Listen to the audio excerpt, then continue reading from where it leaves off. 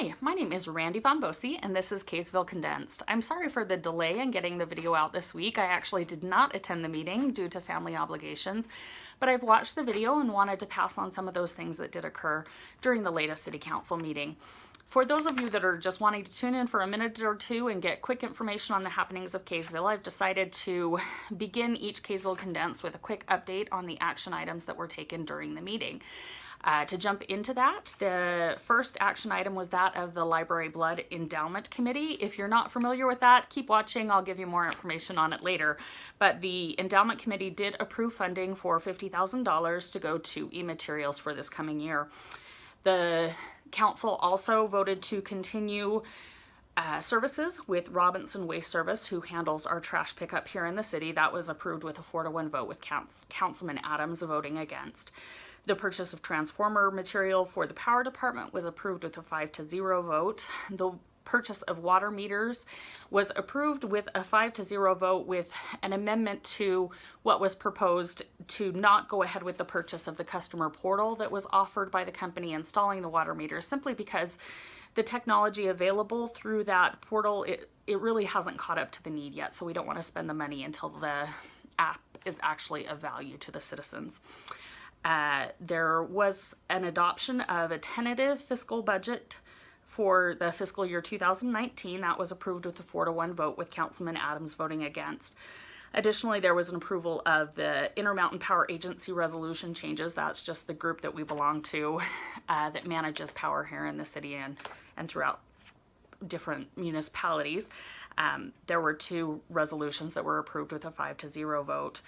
There were a couple rezones that were discussed. The first was a rezone on West Blooming Grove Circle. That was rezoned from light agriculture to single-family residential.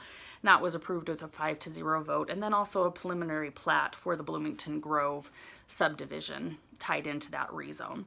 Additionally, there was a rezone of a property on West Burton Lane from residential agriculture to single-family low density.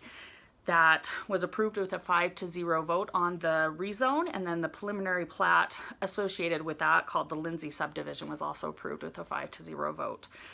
There was a resolution to consider a boundary line adjustment with Layton City. That's not to go ahead with it, but just to consider it so it can come on to future agendas. That boundary line would be an adjustment on West Mutton Hollow, just between us and Layton, of a few feet.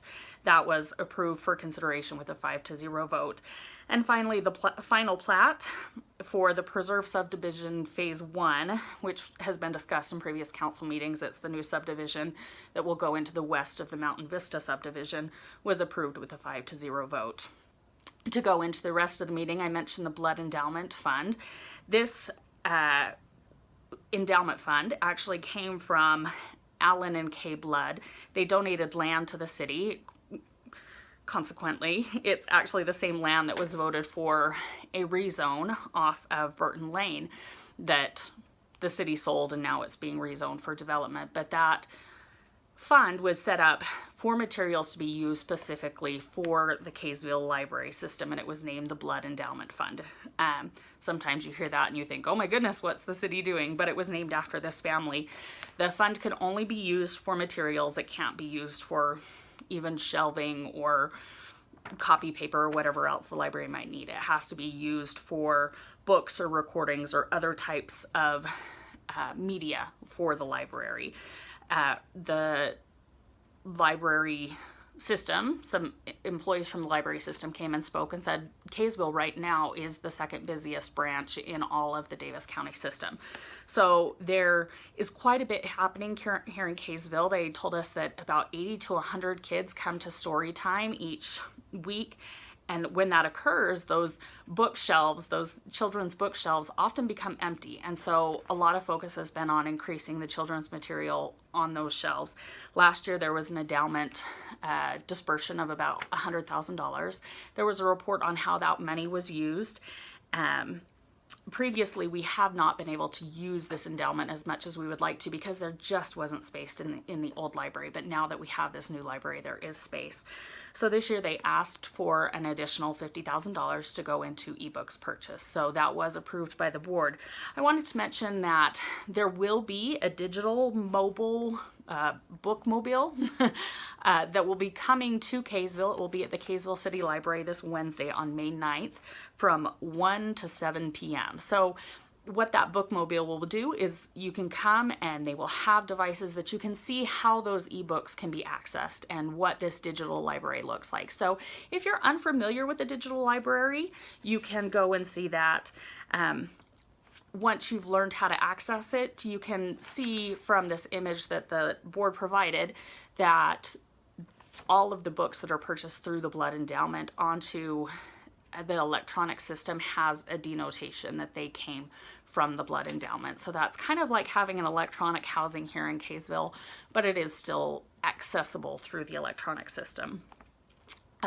Moving on to the actual committee meeting, or the council meeting, we then had the Public Works Director come and give his annual report.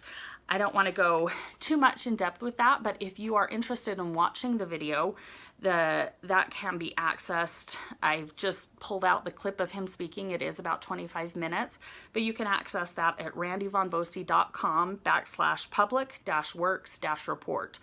So you can go to that link and watch the full report of what the Public Works Department has done over this last year. Additionally, the Public Works Director talked a little bit about those water meters and the increase in efficiency that will come from that. He provided some graphs that shows how our efficiency is working right now with our current meters versus how it will look in the future with these new water meters. The thing that was interesting to me was the statistic down at the bottom that he gave of how much of an increase in efficiency. You can see this number here, that's huge. So we don't have necessarily a cost analysis on the water meters, but you can see that that will bring a dramatic change in operation and man hours and what we will be able to do as a city moving forward. To get these new water meters in place, it's estimated that it will take about a year to a year and a half, hopefully, with the new contract that we're entering into. The last thing that I wanted to touch on was this tentative budget. This is not a set budget for the 2019 fiscal year. Rather, the committee or the council approved this tentative budget just so that you can go and see what is being proposed. You will get a notice. There will be a public hearing of this new budget and you will have a chance to come and speak to it. But even before that public hearing that will be held in June, you can contact your city council members at any point if you have concerns. I have put up a link to just the overview of what that fiscal budget looks like. It is at, again, randybonbosi.com/preliminary-2019-FY-budget.